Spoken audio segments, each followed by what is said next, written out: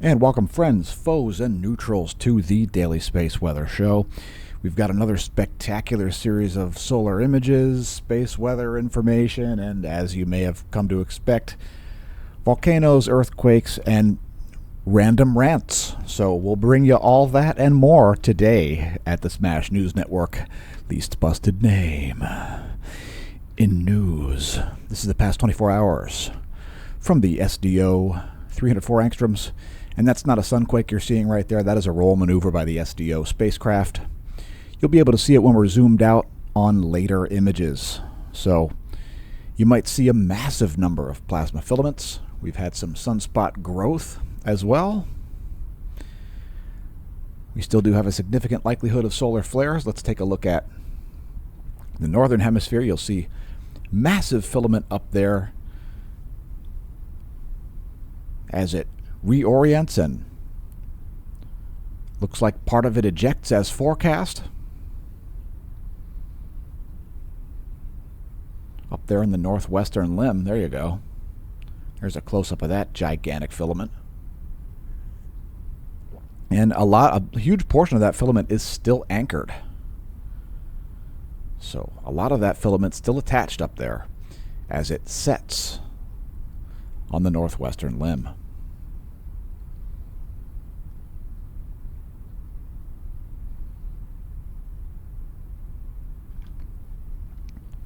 Of course, we've got this massive sunspot setting as well, and you'll see some huge prominences associated with that as its magnetic fields suspend plasma tens of thousands of kilometers above the solar surface. You can see some huge filaments on the left portion of your screen there as well. Filaments, filaments, filaments remain an important story with what's happening at this portion of solar cycle 25 as we edge closer and closer to solar maximum. Some significant flare players as well in both the northern and southern hemispheres. And we did have some significant coronal mass ejections as well. We'll tell you later in the video if they're earthly directed or not.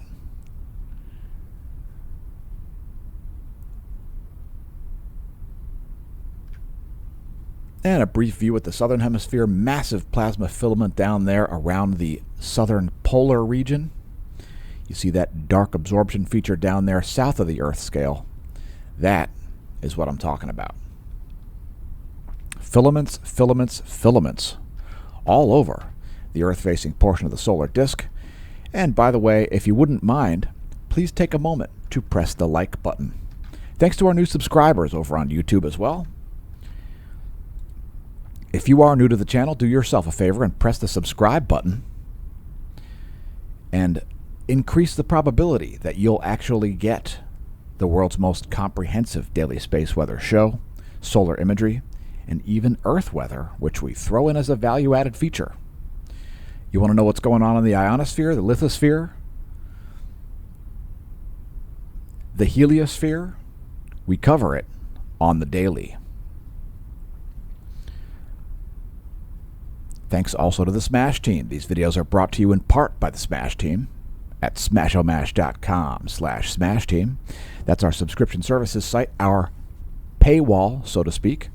Although it's mainly to support the channel, we do put out some exclusive content. We put out a post last night for Gold Smash Team members only. There's a gold level, a silver level, and a bronze level. That bronze level will cost you a whopping $0 per month, and you'll get emails about alerts. You'll get email alerts, rather. You'll get email alerts about alerts, indeed, about videos like this one. So we send out those email alerts because some people don't seem to see notifications that we've put out content. So we create solutions. It's on you to utilize those solutions.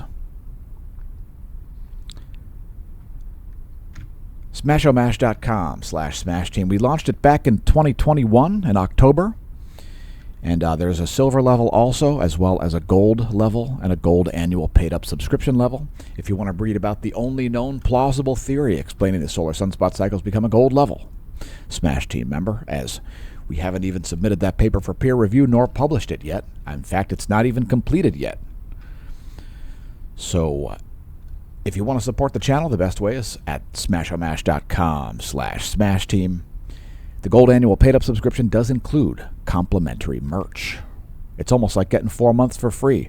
Here's some non-complimentary merch, but it is 20% off if you want a massively huge, ultra-high-resolution image. That's about a 16 megapixel image there of the closest star, along with one of the taglines of the channel.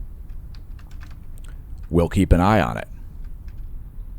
Yeah, we'll keep an eye on it. So save 20% on all the merch at the Redbubble shop.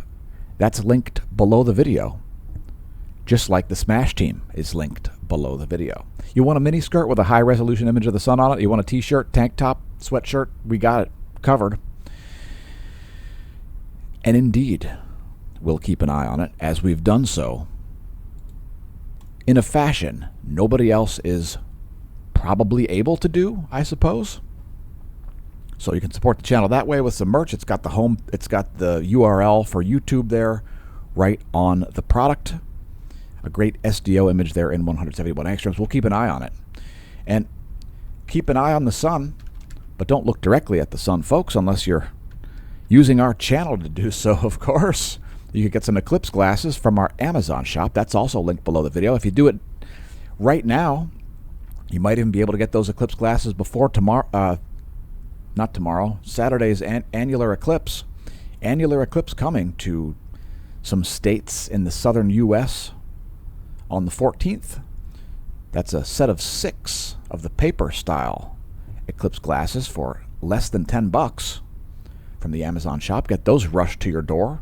Part of our spaceware collection at amazon.com/shop/smashomash. You can also get our electromagnetic radiation reflecting bucket hat over there, which many of you may have seen me wear repeatedly on the channel. That's linked below the video as well, and not to mention the Hemp Lucid shop. So pick up your CBDs through our Hemp Lucid link and save a ton of money on sleep, immune, stress stacks. Save some dough on mushroom gummies as well. Save even more money on the full stack package right there. Get your stress, sleep, and immune all together in one package. The lip balms are back in stock. CBD for your pets. The Hemp Lucid shop. Again, it's linked below the video. You can also find a link on the homepage at smashomash.com. There is the homepage, and welcome to the Neo Renaissance. Congratulations to each of you on realizing that the channel exists.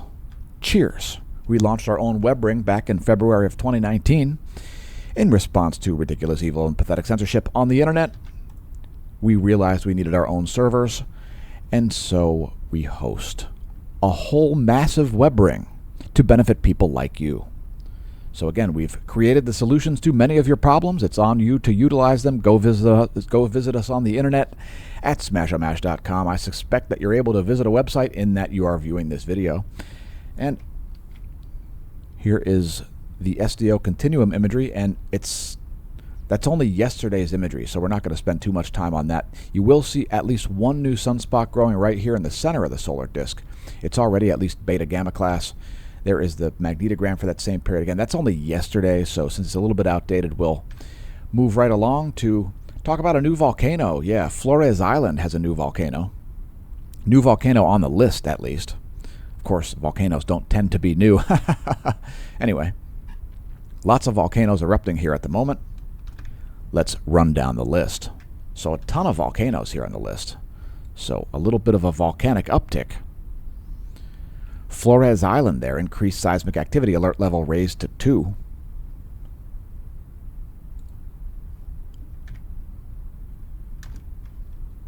And again, a big list here of volcanoes erupting, including Klyuchevskoy on the Kamchatka Peninsula, now producing a 4,000-foot ash plume. Sakurajima, 8,000-foot ash plume at Kyushu, Japan. 6,000-foot ash plume on Subanosejima in the Ryukyu Islands. 9,000-foot ash plume as Ibu explodes on Halmahera, Indonesia. Luwatolo, 6,000-foot ash plume. Flight level 060. Flight level 140 over Semeru as an uptick continues there on East Java, Indonesia. Semeru, 14,000-foot ash plume. 7,000-foot ash plume from Dakono as it explodes. It's a flight level 070, and it's Inilika on Flores Island there, having that volcanic alert level raised to level 2. The likelihood of a sudden phreatic explosion exists. Yasur also exploding. No indication on the ash plume size there, but there's a 600-meter restricted area there around the caldera. Please don't attempt to pole vault it. The home reef in the Tonga Islands, that is an underwater seamount there, located about 10 meters below the surface, is creating some new real estate there at the home reef of the Tonga Islands.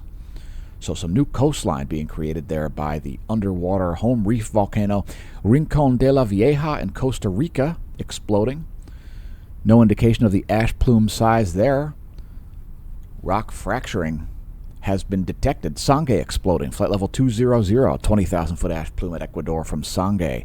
15,000 foot ash plume at Revenador as it explodes. It's a flight level 150. Not sure about Sabancaya, but Villarrica also producing heightened activity.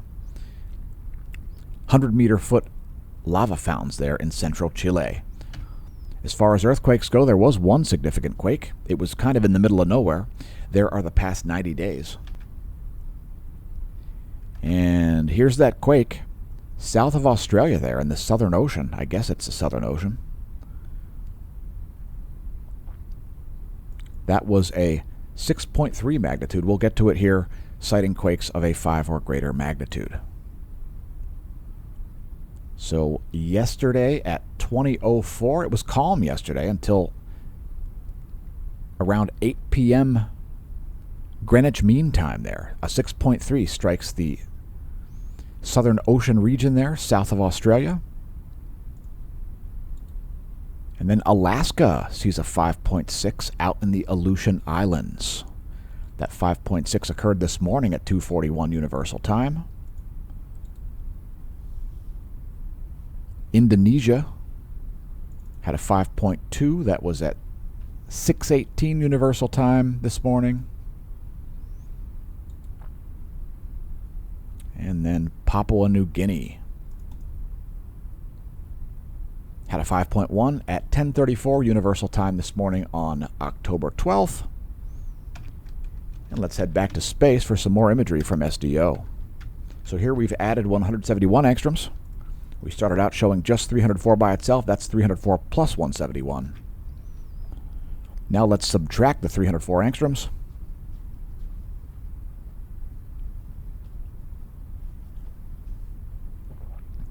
And take a little closer look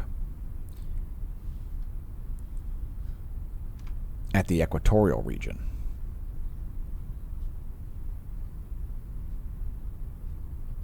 So mostly stable, no major sunspot growth or decay in the past 24 hours. It looks like at least one new sunspot has grown, and it looks like there may be one other active region there about to rise over the northeast.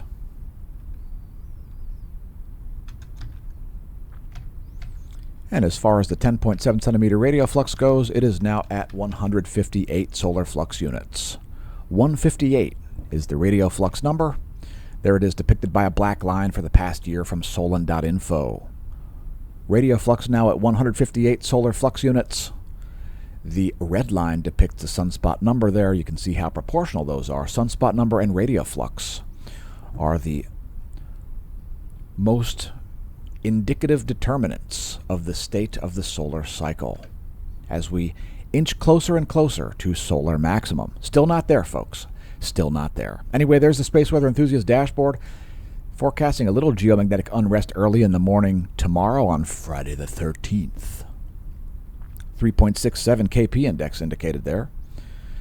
And look at this. Look at the slowness of the solar wind speed. And we're getting two very different solar wind regimes at Lagrangian point 1, which we'll cover here in a minute. Next, Earth's magnetic moment from space, and we're going to show, like we did yesterday, the plasma density.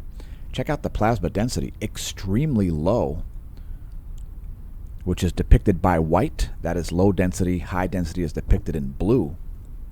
So extremely low plasma density here, at least as detected by the active spacecraft. We're going to show you why there are some completely different plasma regimes right now coming from the solar wind. Of course, that material coming out of the sun tends to be filamentary, and this is a great example of how filamentary it is.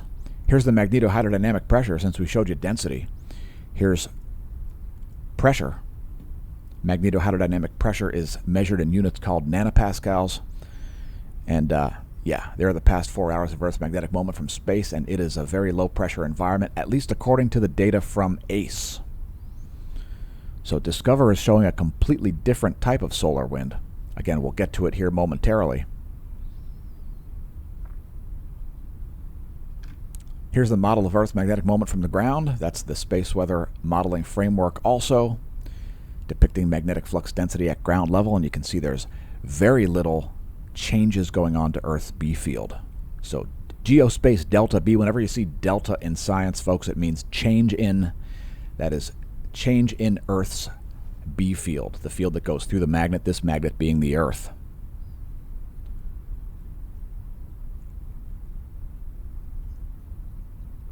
Not optimal conditions for viewing the aurora here at the moment, at least according to the active spacecraft.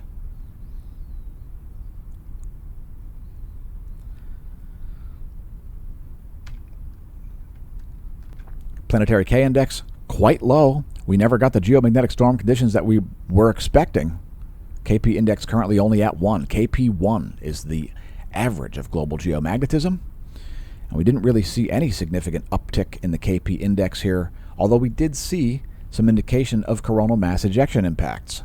They were just super weak and super fleeting, kind of a brush past, a glancing blow, if you will. And here we've changed the active spacecraft to the Discover. So we had actually 3 different solar wind regimes yesterday. So you can see we had this extremely slow solar wind right in here. Early in the morning yesterday, the solar wind was all the way down to 288 kilometers per second, but we saw an uptick in the solar wind density. That is the arrival of a coronal hole high-speed stream, believe it or not. So there you can see the solar wind density made it up to about 13 protons per cubic centimeter, and then it dropped down to about 2.5 protons per cubic centimeter as the solar wind speed came up. So that right there, that is a coronal hole high-speed stream impact. And then while that high-speed stream is arriving, it was a very weak sputtering coronal hole high-speed stream that was largely missing the spacecraft at Lagrange point 1, the Discover. At the same time, we still had this ultra-slow solar wind coming through. There you can see 296 kilometers per second, that signal persisting. And then a third solar wind regime. There's your CME impact. So extremely weak, barely even showing up in the data.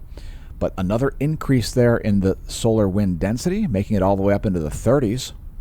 34 protons per cubic centimeter there, and solar wind speed 365 kilometers per second. So a slow solar wind regime, a coronal hole high-speed stream showing up, and a CME all at the same time. A perfect example of how indeed filamentary the material coming out of the sun is. So again, the Discover spacecraft is located at Lagrangian point 1, 1 million miles away from Earth, well outside of Earth's magnetosphere. It's at like approximately 4 lunar distances. And then you can see, whoops, it drops right back down to an extremely low speed solar wind. You can also see signals here happening in the plasma temperature, which is this green bar at the bottom. You can see 3 different signals there in the plasma temperature, an indication of 3 different sources. Slow solar wind, CME, and coronal hole high-speed stream. So, and that's by the way, that's a 3-day chart. We had to pull up a 3-day chart to show that, because on a 1-day chart it's off the list. Now let's switch to the active spacecraft to show you why the Geospace Magnetosphere movie is showing such weak magnetosphere data. And it's because the active spacecraft, the ACE, is measuring extremely diffuse solar wind. So the solar wind there measured by the ACE is at about 0.5 proton per cubic centimeter.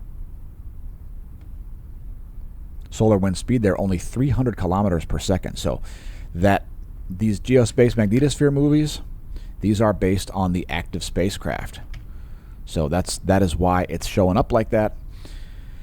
Again, it is a prime example of how at Lagrangian point 1, as those spacecraft orbit that gravitational equilibrium point, one can be measuring a completely different plasma environment than the other one.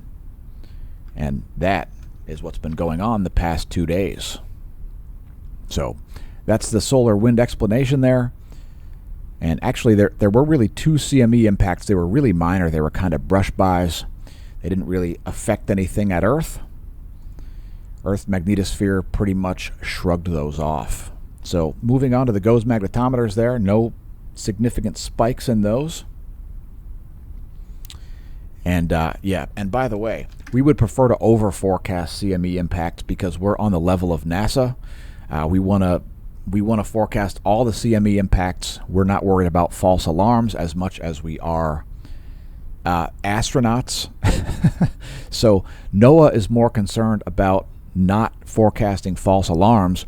We're concerned about missing CME impacts. So no major changes there in the GOES magnetometers, and it looks like clear sailing once again until we have another coronal hole high-speed stream or another CME.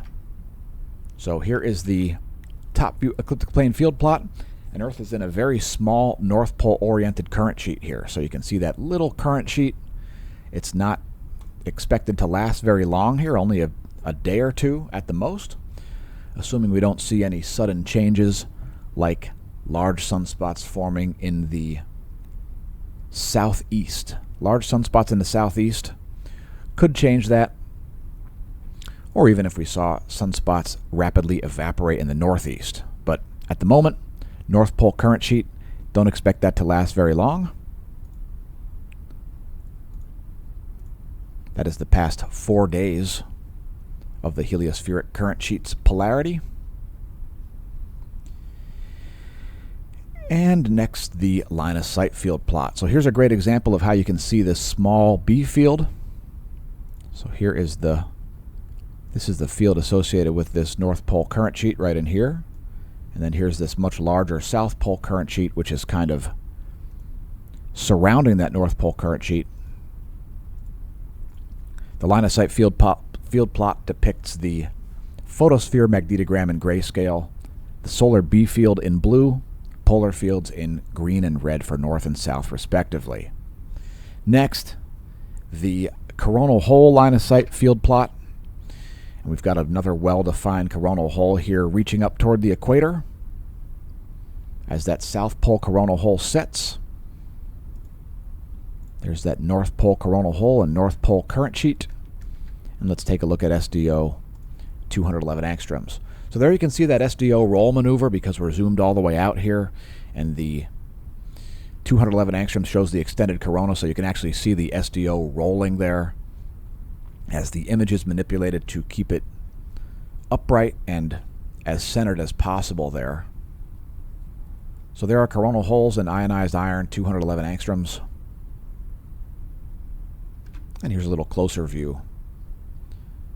And that North Pole-oriented coronal hole here that's rotating in, that could indeed provide some high-speed solar wind as well in the coming about 3 days. So in about 3 days, expect another density spike in the solar wind data, followed by a density drop-off and an increase in the solar wind speed. From that near equatorial, I'd say it's just barely trans-equatorial as this less well-defined portion here is crossing the equator.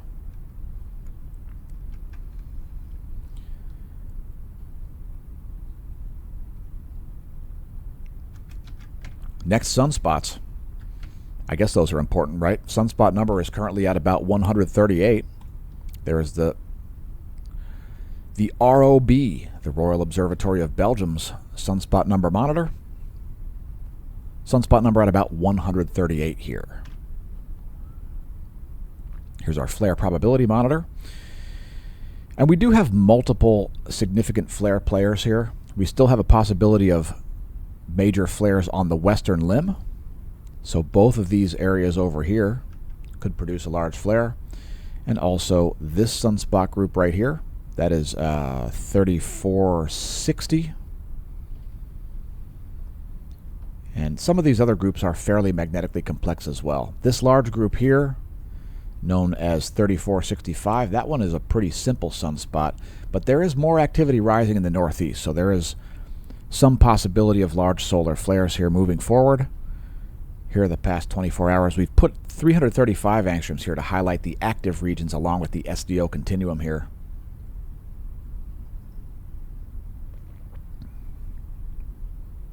And let's drop the 335 angstroms. And all right, that's almost 24 hours. That's like 22 hours, 20 hours, something like that. And it looks like there's a new sunspot that just formed right up here. Looks like it also rapidly evaporated.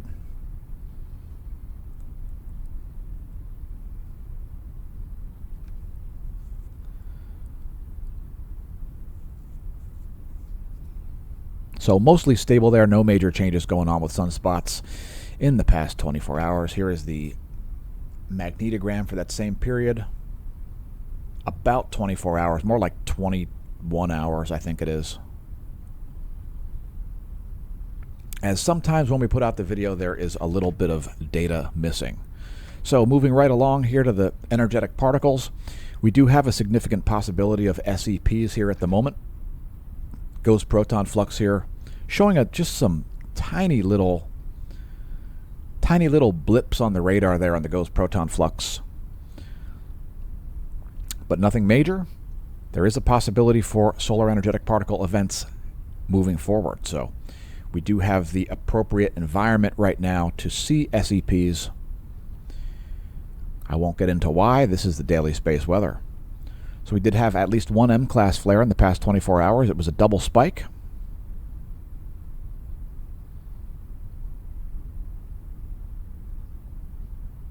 Let me bring up the 1 day here to get magnitude of that M-class flare. It was just an M1 class flare. This other one was a C9.67. And let's take a look at what's going on with flares. Here's 94 angstroms, one of the optimal wavelengths. And you can see that activity kicking off there in the northeast. There was a CME associated with that.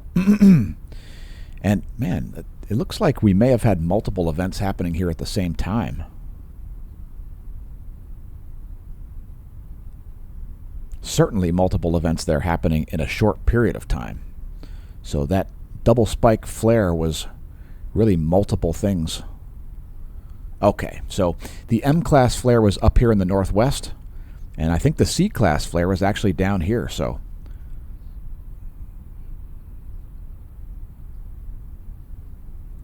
there's 131 angstroms, the other wavelength that takes 10 images per minute instead of only 2 images per minute. The Solar Dynamics Observatory. It is good times.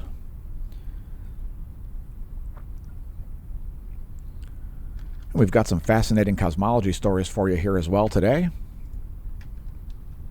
First, a star chart. This is what's going on overhead right now. Lehigh Valley, Pennsylvania, where we are located. Come ride Lehigh Valley, Pennsylvania if you're into cycling.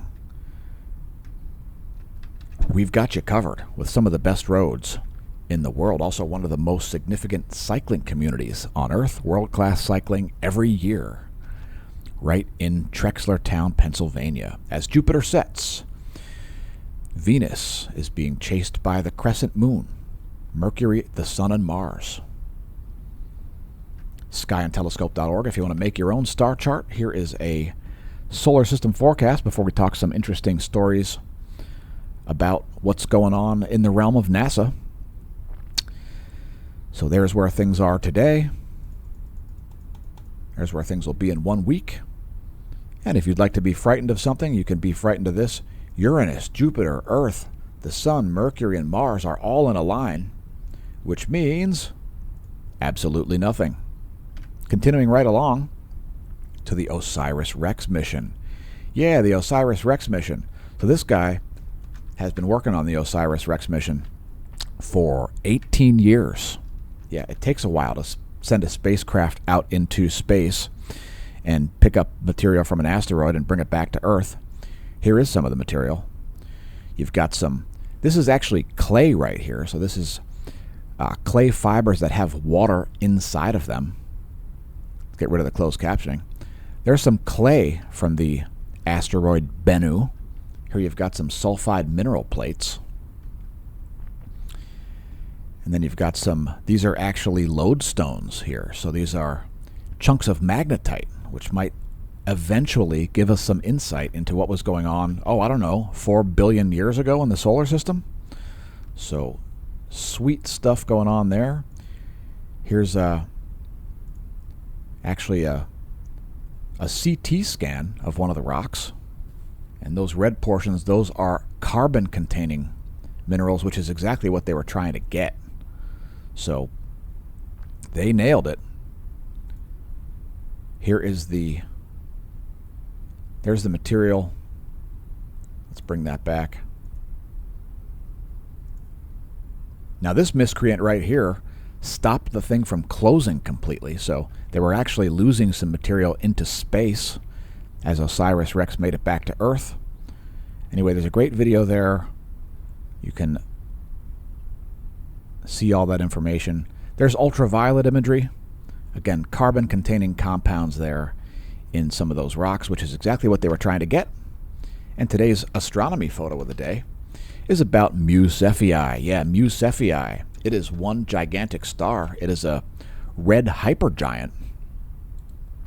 It's located about, 2,600 light years away from Earth, I think. It is so huge. It's about 1,650 solar radii, which means if it was in the solar system, it would be about the size of Jupiter's orbit. So there's a little visual for you. Mu Cephei, an ultra-huge star. There's an image of it. Not sure what wavelength that is. And here's an image of it. This one is a showstopper. Good enough that it's the astronomy photo of the day. And it is right on the edge of a nebulous cloud, an emission nebula. There it is, Mu Cephei. One of the largest stars in the entire galaxy. apod.nasa.gov if you want to check it out yourself. apod.nasa.gov. A star that if it was centered where the sun is, you would be inside of it. And so would Mercury and Venus and Mars and the asteroid belt and Jupiter. Continuing right along, it's time. Time to view CMEs.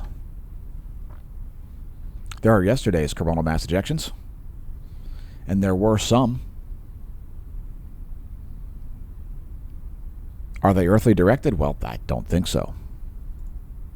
That's 98 frames from yesterday at George Mason University. Here are an additional 37 frames from today, October 12th. And some CMEs popping off this morning. We also do not anticipate those to be directed toward Earth, but we're going to show you the other imagery anyway, so you can decide. By the way, that's Mercury showing up on the SOHO-LASCO C3. There you can see those CMEs, one out of the west and one out of the east. Here's a little closer series of images. And we've got the C3 behind the C2 there. So look at the features on the left first. You'll see those ejecting.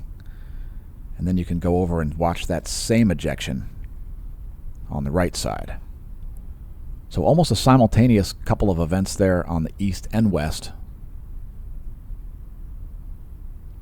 And we'll show you why we don't think those are earthly directed here in just a moment with our custom coronagraphs. That's the raw data from C2 and C3, the SOHO-LASCO coronagraphs.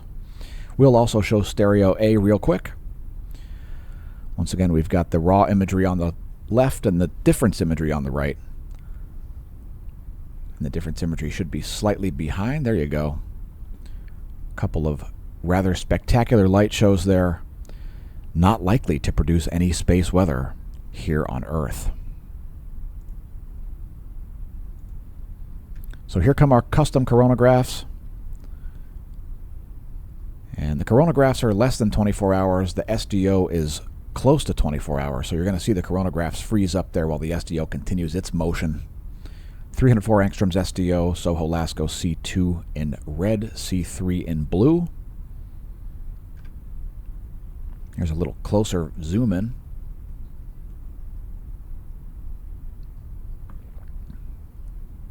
And I don't think those are any earthly directed CMEs. Here we've added 193 angstroms to the 304. And before we get to filaments, there is the filament fest going on in those same wavelengths. Ionized iron and helium, those wavelengths, great at showing plasma filaments. They show great contrast and detail to the sun's atmosphere, known as the solar corona. And let's take a look at filaments here from the El Teide, Spain ground-based solar observatory. Yowzers. So some of these are definitely worthy of names. This one here is worthy of a name for sure. So is this one. I'm going to call that one filament. And then this filament down here is one filament. This one is one filament. And then I'll say that's one more. So there's at least 5 filaments that are worthy of names right now. And if you're not familiar with this, come join us over on X, the platform known by sane people as Twitter, and follow the hashtag #NameThatFilament.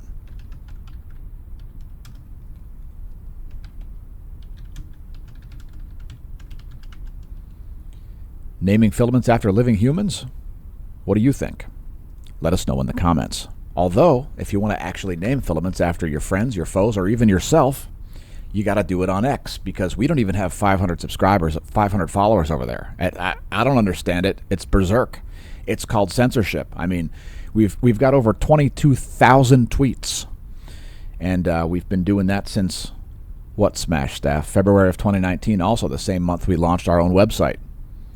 Less than 500 followers on Twitter, folks. Daily original content, daily interactions.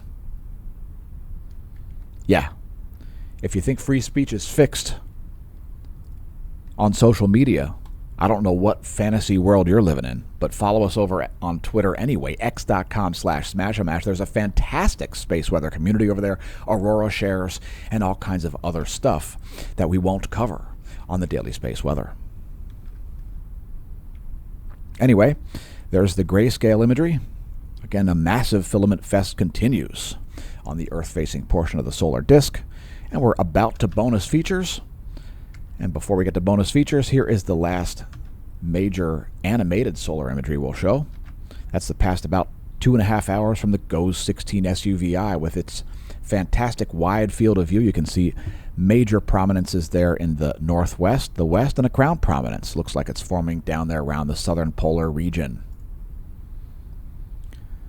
And some flaring happening down here. So again, multiple spots where we're likely to see large flares, namely a sunspot group we don't even have yet because it's still behind the northeastern limb.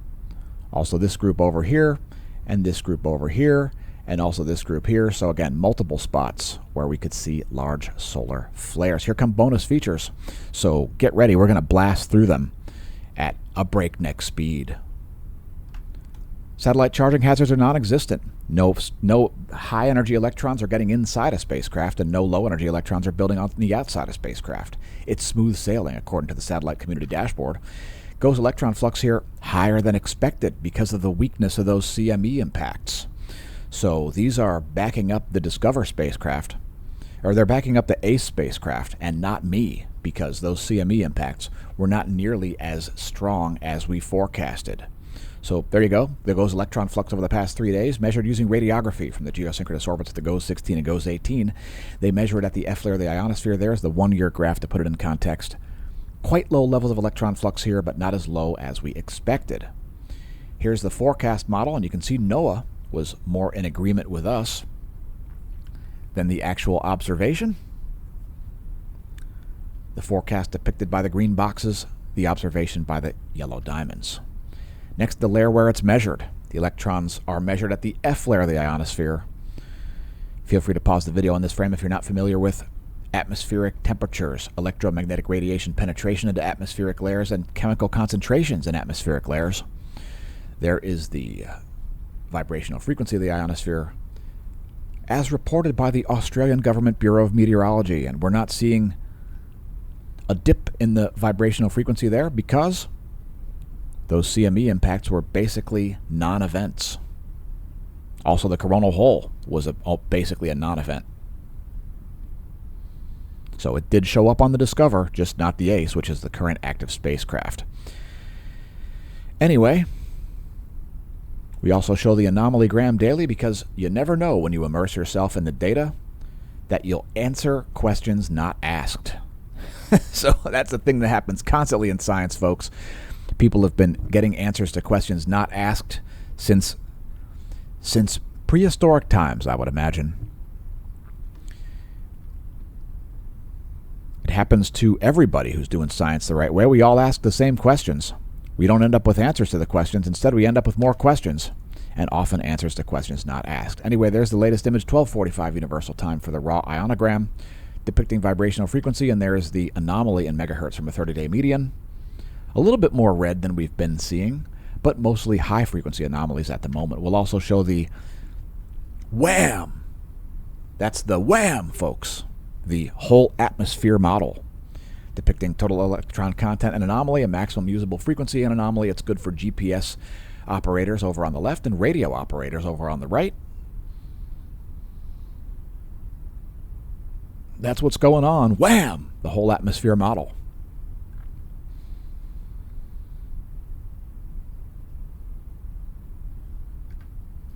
Next, total electron content over North America.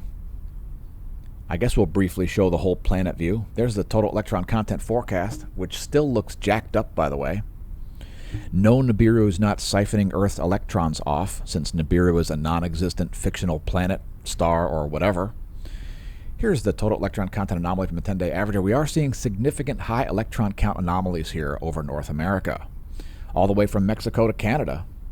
In the Eastern Pacific, some significant high electron content anomalies. Those might be earthly-based signals. In other words, electron content anomalies coming out of the Earth. Did you know that most of Earth's electrons in the Van Allen belts are earthly oriented? Yeah, they're not actually from the sun. They're earthly electrons. And we'll close out space weather with the latest magnetogram and SDO intensitygram. So I'm just going to say lots of sunspots. Period. Lots of sunspots. Significant possibility for large solar flares. We've got multiple beta gamma and at least one beta gamma delta class group. You be the judge. Let us know in the comments what you think as we move to meteorology. So we're going to start out looking at sea surface temperatures today. I'm going to show you the difference between sea surface temperatures and sea surface temperature anomaly because it may be very deceptive. So let's do it. There is the sea surface temperature. Let's just focus on the North Atlantic and the Arctic Ocean right now. We can see how sort of well striated those temperatures are. That's the raw sea surface temperature. You know, up here you've got the Arctic Ocean, which is like 34 degrees Fahrenheit. Here you've got the intermediate, 50 degrees Fahrenheit, 70 degrees Fahrenheit, 80 degrees Fahrenheit. Sea surface temperature anomaly looks a lot more all over the place. So just so you know, I mean, it might look a little bit more sketchy than it really is. Sea surface temperature anomaly is the anomaly from the average sea surface temperature for this time of year. So again, there's the sea surface temperature. And it certainly looks like ice is forming up there around the North Polar region. I hope it's not too controversial to say that. So anyway, we're going to show raw sea surface temperatures today instead of sea surface temperature anomalies. Actually, let's show both. There's a sea surface temperature for the Atlantic, and there's the anomaly. Sea surface temperature for the Southern Ocean, and there's the anomaly. Here's the anomaly for the Indian Ocean. There's the raw temperature. And here's the Pacific. See one area of very hot water there, which is north of Tonga. And there's a sea surface temperature anomaly. That is indeed anomalously warm water right there around the equatorial Pacific. quite a bit of anomalously warm water. Anyway, here are the surface winds for the eastern world as this typhoon rages out in the middle of nowhere, producing like 50-foot waves. Here are the jet streams at the east. Shout out to our viewers. Jet stream there blowing backwards over places like Papua New Guinea, Indonesia.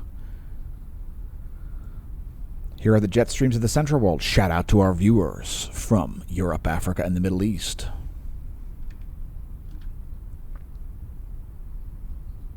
Here are the surface winds of the central world.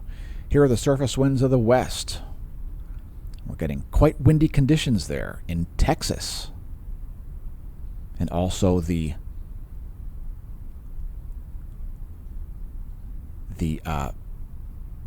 Eastern Rockies. And last but not least, I can speak the English language, I promise. The jet streams. And check it out, we have a massive upper level high right here over Cuba. There you go. A massive clockwise rotation there showing up in the jet stream. An upper level high pressure system is what that depicts, at least for the northern hemisphere. Next, snow depth. And check it out. Quite a bit of snow here amassing, especially in Wyoming. We talked about it yesterday. We'll talk about it again today.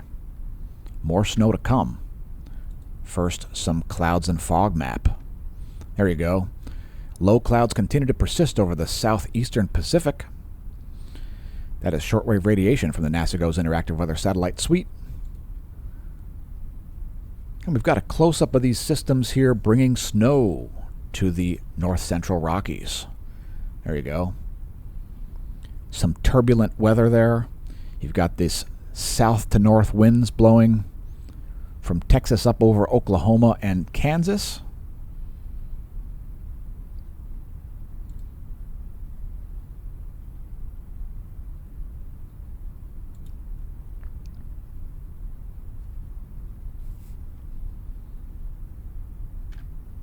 And next, our weather.gov map, and lots of freeze warnings there. Those are red flag warnings. The pink portion got hard freeze warnings. We got winter storm warnings. If your location is lit on the map, just click your location on the map. Tornado watches there over large portions of northern Florida, folks. Massive portion of Florida there under tornado watch. Dag. And here comes your GFS. This is the GFS 72-hour pressure and precipitation forecast.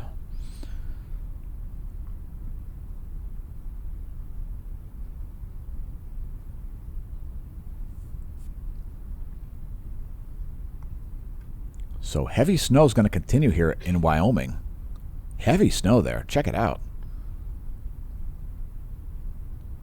It's suddenly turned to winter, and we're just reaching mid-October.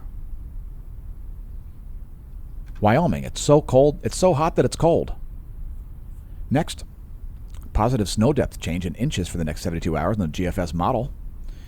And like we said, there's 2 more feet coming to some portions of Wyoming. Yowzers. Colorado also getting some heavy snows. Utah, Idaho, Montana, Nebraska, South Dakota, some in Nevada, Utah. Moving right along to the wind. This is wind and pressure for the GFS 72-hour model. As that low makes its way rapidly across the country in the coming days, it's going to hang out for about a day around Nebraska and Kansas, and then suddenly get whisked away by the jet stream as cold air pushes across the U.S. Here is the jet stream forecast. 72-hour GFS 250 millibar wind speed forecast to be exact. Again, cold air here pushing across. And in 3 days, it'll make its way all the way down to Pennsylvania, as cold Canadian air will be arriving once again. Last but not least, temperature anomaly forecast. Once again, it is the GFS 72-hour model. Keep in mind the temperature anomalies are listed here in degrees Celsius.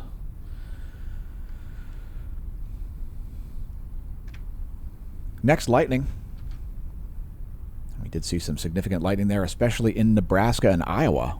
Also, Illinois. And not surprisingly, with tornado watches in effect, Florida seeing some lightning. Let's see what's going on at the moment. Do we have any terrestrial strikes? Let's zoom in from our real-time lightning map at lightningmaps.org. And at the moment, things are pretty chill there. We've got some minor thunderstorm activity here in Nebraska. Hey, Valentine. There's some thunder there rolling into your south. It's kind of far away from you. It's around a bunch of nature preserves. Here's the full map there. And we're seeing about 200 strikes per minute right now on a global scale.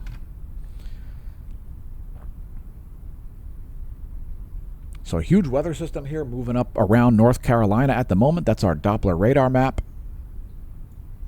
We'll briefly show the 50-state view there. Before we focus on the lower 48 view here.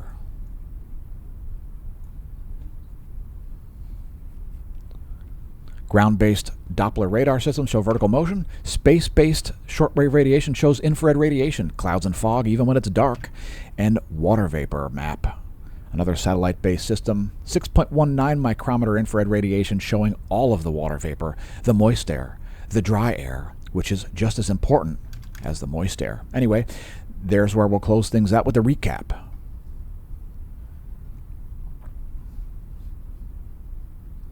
As we empower our viewers to understand how weather actually works. When your Doppler is unclear, come here to the water vapor map, and that will tell you what's going to happen next. Impress your friends and foes by forecasting the weather accurately in your location. You can do it, folks. You can do it. The weather is not a mystery. So anyway, thanks for tuning in. Congratulations on realizing the channel exists. We remain surprised that you have, and I've got to head back to the bunker because my bunker supplies are getting stale. Whoa!